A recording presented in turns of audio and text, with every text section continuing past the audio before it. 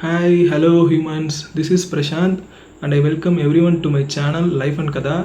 எல்லாருக்கும் பெரிய வணக்கம், வரவேற்கிறேன்.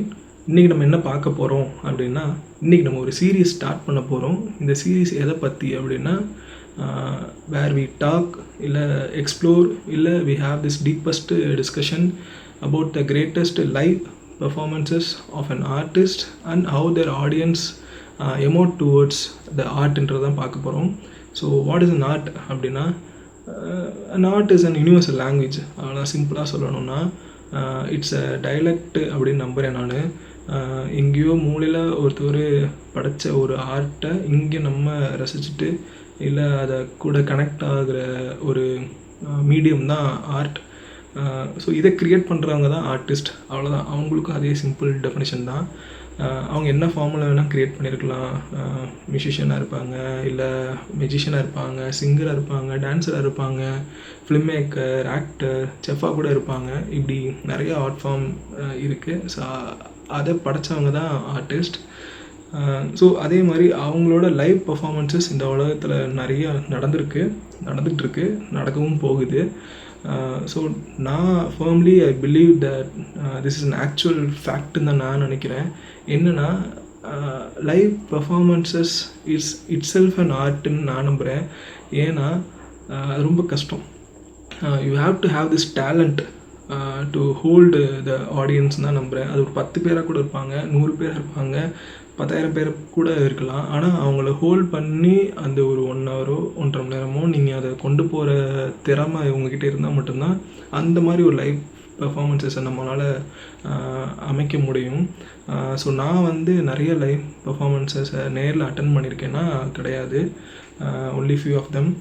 ஆனால் நிறையா லைவ் பர்ஃபார்மன்ஸஸை ஸ்க்ரீனில், மொபைலில், யூடியூப் மூலமாக பார்த்துருக்கேன். திரும்ப பார்க்குற நிறையா லைவ் பர்ஃபார்மன்ஸஸ் இருக்குது. இந்த சீரீஸோட ஃபஸ்ட் எபிசோடில் நம்ம எந்த பர்ஃபார்மன்ஸஸ் இல்லை எந்த ஒரு லைவ் ஈவெண்ட்டை பற்றி பார்க்க போகிறோம் அப்படின்னா, ரீசெண்டாக 3 months முன்னாடி நடந்த ஒரு ஃபேன் மீட் ஃபங்க்ஷன் பற்றி தான் பார்க்க போகிறோம்.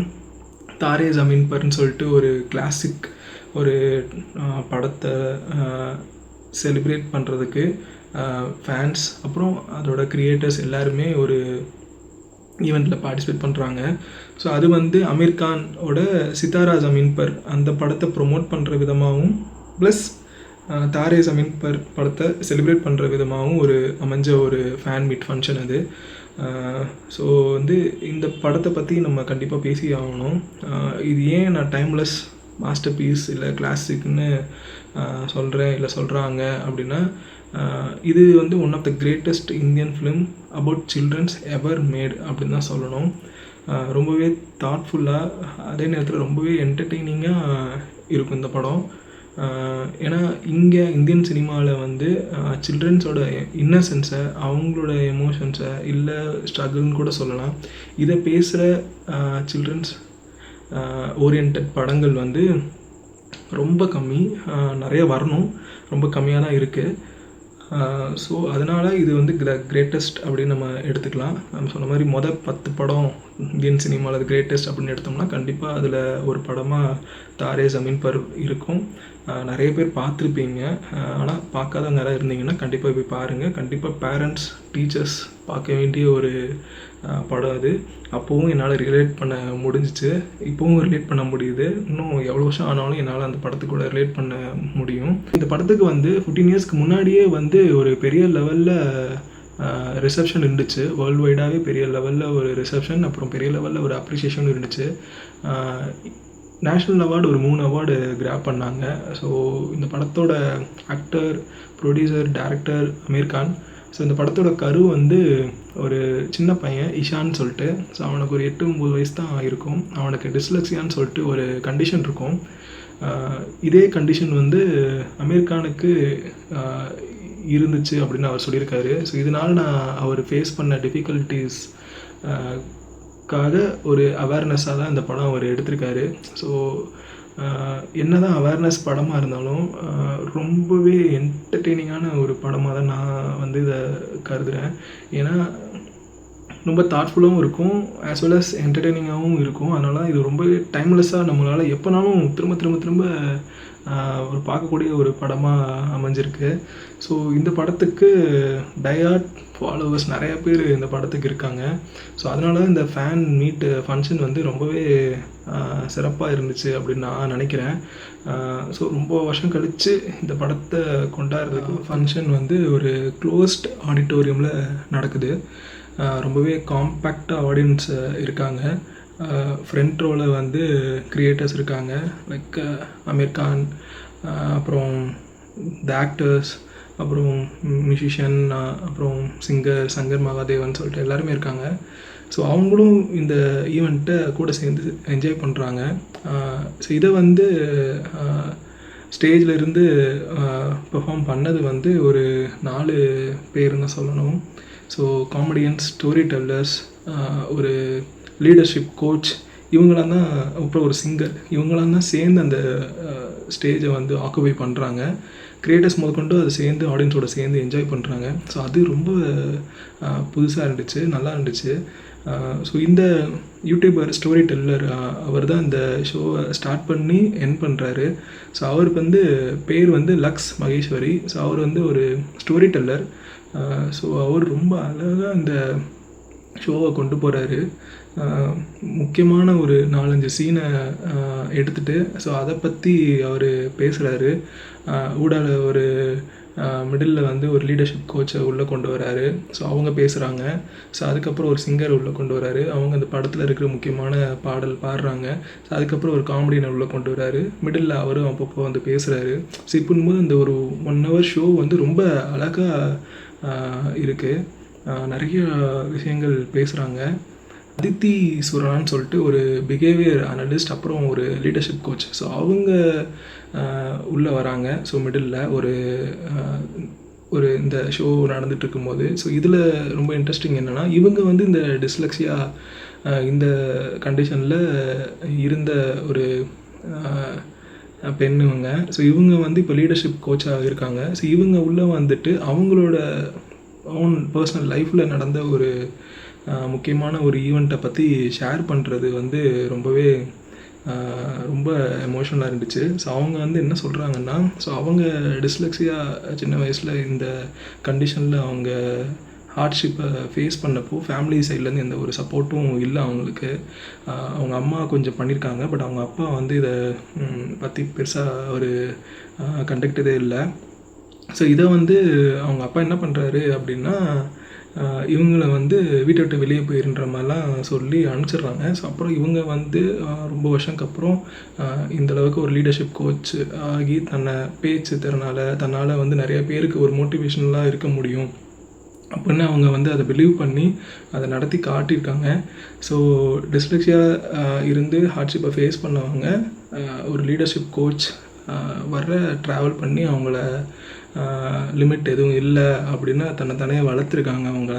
ஸோ இவங்க வந்து அவங்க அப்பா இறக்குறதுக்கு கொஞ்சம் நாள் முன்னாடி அவங்க அப்பாவை போய் பார்க்குறாங்க. ஸோ அது வரையும் அவங்க அப்பாவை ரொம்ப நாள் பேசவே இல்லை, ஏன்னா வீட்டை விட்டு போயிட்டாங்க, கனெக்ஷன் இல்லை, வீட்டு கூட இந்த டிஸ்லெக்ஷனால் ப்ராப்ளமேட்டிக்காக இருந்தனால அப்பா பொண்ணு பேசலை. ஒரு ஃபியூ டேஸ் முன்னாடி அவர் இறக்குறதுக்கு முன்னாடி போய் மீட் பண்ணும்போது அவங்க அப்பா வந்து அப்போ தான் பேசுகிறாரு அந்த பொண்ணுக்கிட்ட, அந்த லீடர்ஷிப் கோச்கிட்ட. ஸோ இது அவங்க ரொம்ப அழகாக அந்த ஸ்டேஜில் வெளிப்படுத்தியிருப்பாங்க. ஸோ அவங்க அப்பா வந்து சொல்கிறாங்க, இந்த மாதிரி நீ வந்து வீட்டை விட்டு போனனால தான் உனக்கு ரொம்ப நல்லது, இல்லைனா நீ இவ்வளோ தூரம் வந்திருப்பியா, இவ்வளோ பெரிய ஆளாக நீ வந்திருக்க மாட்டேல அப்படின்னு அவங்க அப்பா சொல்லும்போது, ஸோ அவங்க அந்த இடத்துல ஒரு லைன் சொல்கிறாங்க, I did not enjoy doing all this alone. I did not enjoy doing all this alone, away from home, away from you, because without loved ones, nothing happens if anything happens. Nothing happens if anything happens. ரொம்பவே அழகான ஒரு ஸ்டேட்மெண்ட்டை பதிவு பண்ணுறாங்க அந்த இடத்துல.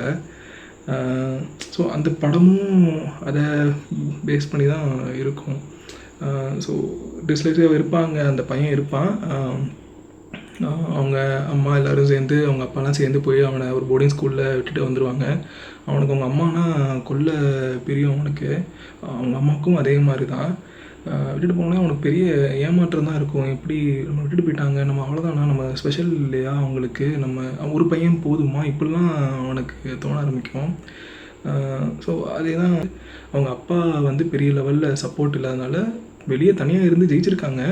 ஆனால் அவங்க என்ன சொல்கிறாங்கன்னா, நான் இதை என்ஜாய்லாம் பண்ணல, நான் ஜெயிச்சிட்டே தான் ஆமாம், ஆனால் நான் வந்து பெருசாக இதை என்ஜாய் பண்ணல. ஏன்னா லவ்டு ஒன்ஸ், அதாவது நான் பிரியப்பட்ட என்னோட குடும்பம் இல்லாமல் நான் வந்து வெளியே போய் ஜெயிச்சது எனக்கு பெரிய ஒரு சந்தோஷம் கொடுக்கல. நத்திங் ஹேப்பன்ஸ் இஃப் எனிதிங் ஹேப்பன்ஸ்ன்ற மாதிரி ஒரு லைன் சொல்லுவாங்க. அதாவது எனக்கு நிறைய நடந்திருக்கு, ஆனால் எதுவுமே நடக்காத மாதிரி தான் எனக்கு அது இருக்குது. ஏன்னா அந்த இடத்துல நீங்கள் சப்போர்ட்டுக்கு இல்லை, அதை செரிஷ் பண்ணுற இடத்துல நீங்கள் இல்லை, அதை கொண்டாடுற இடத்துல நீங்கள் அப்போ இல்லை அப்படின்ற மாதிரி ஒரு ஸ்டேட்மெண்ட் அங்கே பதிவு பண்ணுவாங்க. ரொம்பவே அழகாக இருக்கும் அது.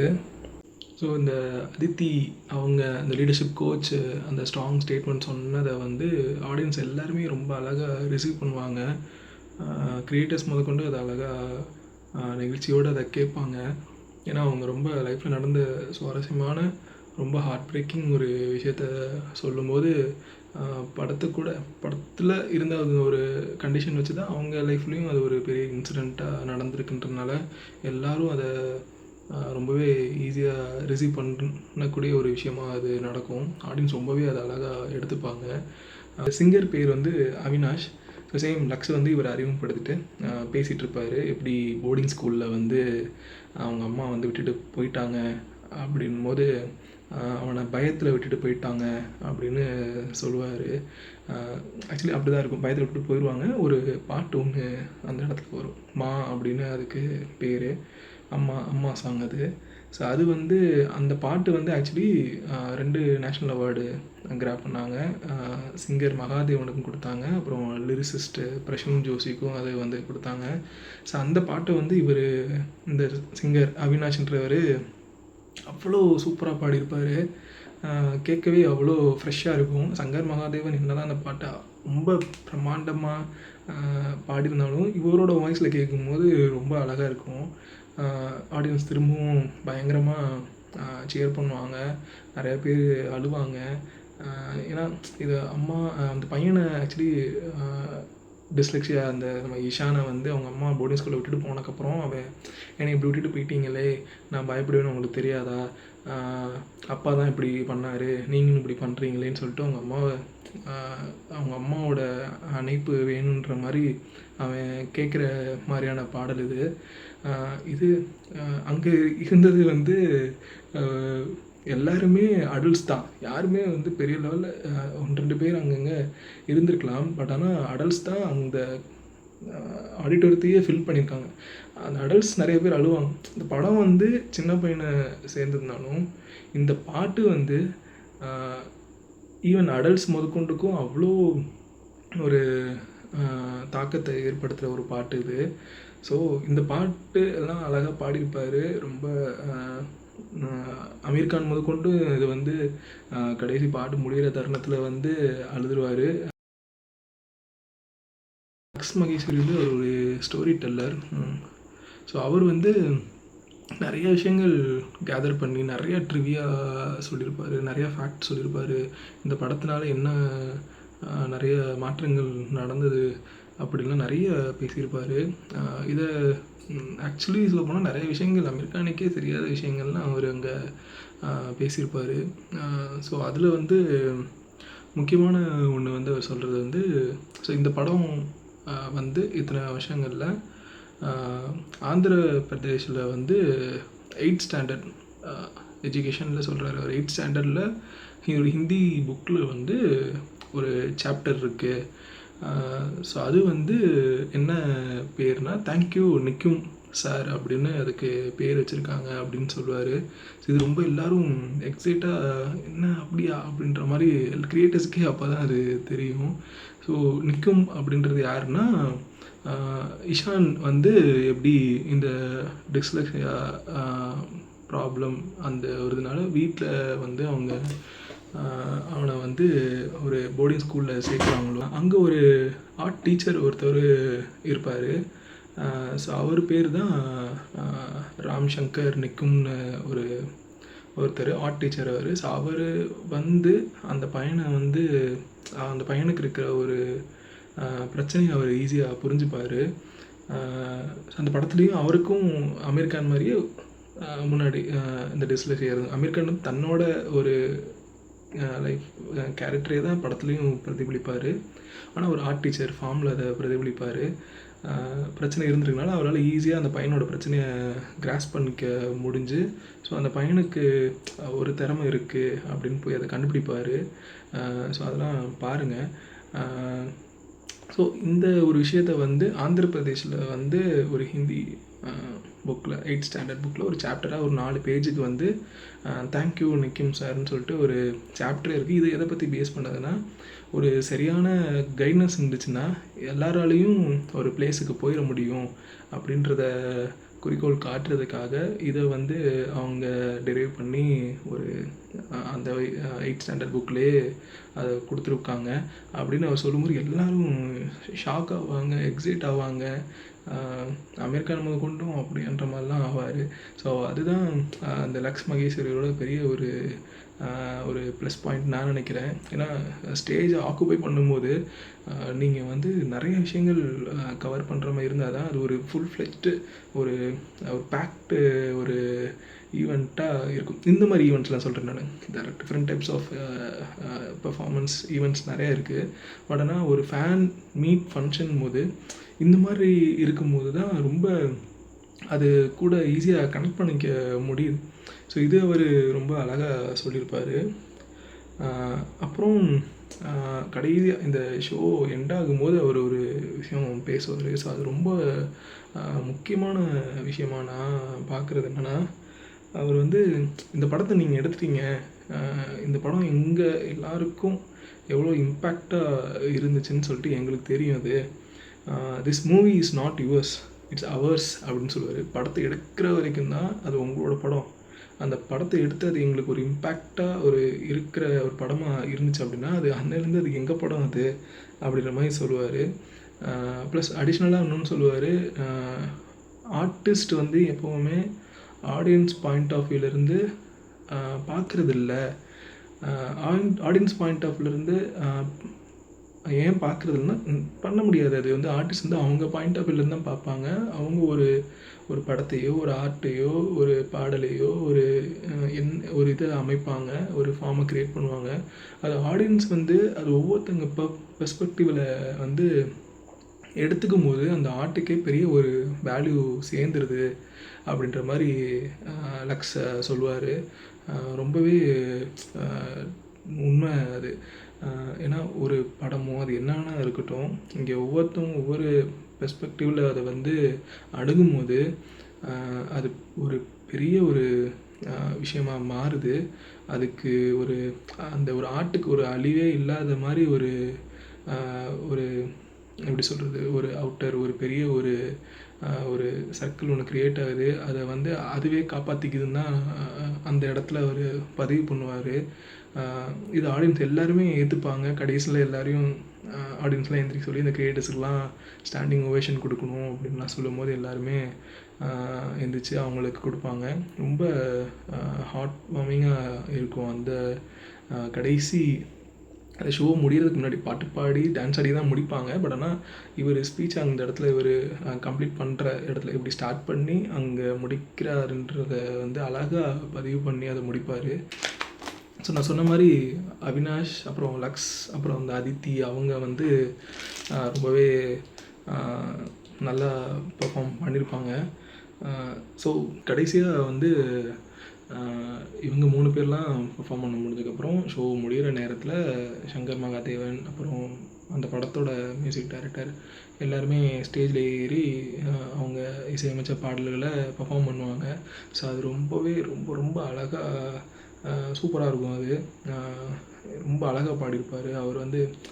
அவர் வந்து சங்கர் மகாதேவன் மோஸ்ட்லி அவர் பாடின பாட்டை ஸ்டேஜில் பாடும்போது அவர் நிறைய ஒரு அந்த லிபரலை எடுத்துகிட்டு வேறு மாதிரி பாடுவார்.